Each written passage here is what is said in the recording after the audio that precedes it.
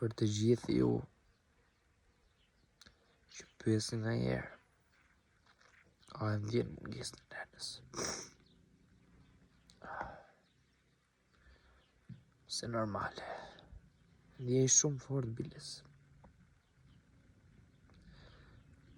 Sa e që hyrë në shtëpi, duket shtëpia bosh, e vetmuar, kot, kushto që vinë me te.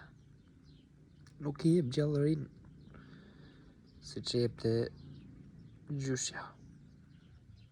Gjallëria e gjyshes ishte e paparë fare në këtë shtëpi.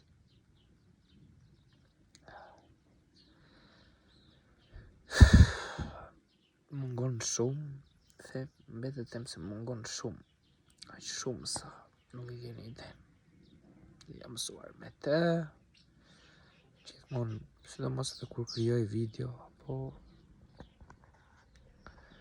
edhe kur sa herë që vija në shtëpi më pristet e dera. Mua më deshte shumë. Ishte vetmi person nga familja, nga familjarët që më deshte në atë mënyrë.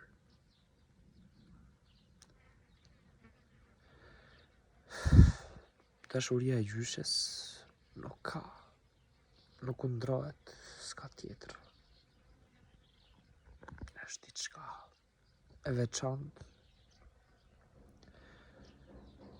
Sidomos ajo imja me te që gjithmonë i pëlqente të vinte nga pas meje kudo që shkoja unë me makinë.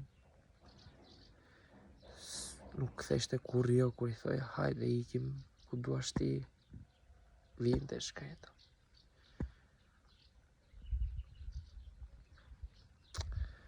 Tani është vetëm ngel vetëm kujtime, një kujtim asim tim. Më dridhet shpirti, sidomos kur shoh ato videot, ato fotot. Më thyet zemra. Në mira copa.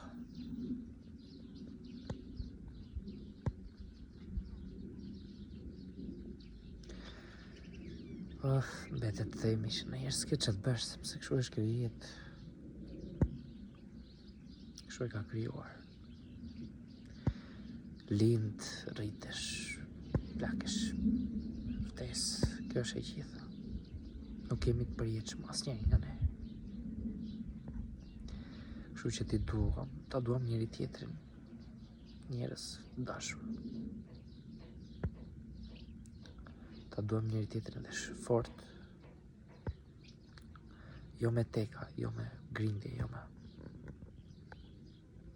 Ju përshëndes gjithëve. Faleminderit që më keni ndjekur gjithmonë mua dhe gjyshen, që më keni respektuar.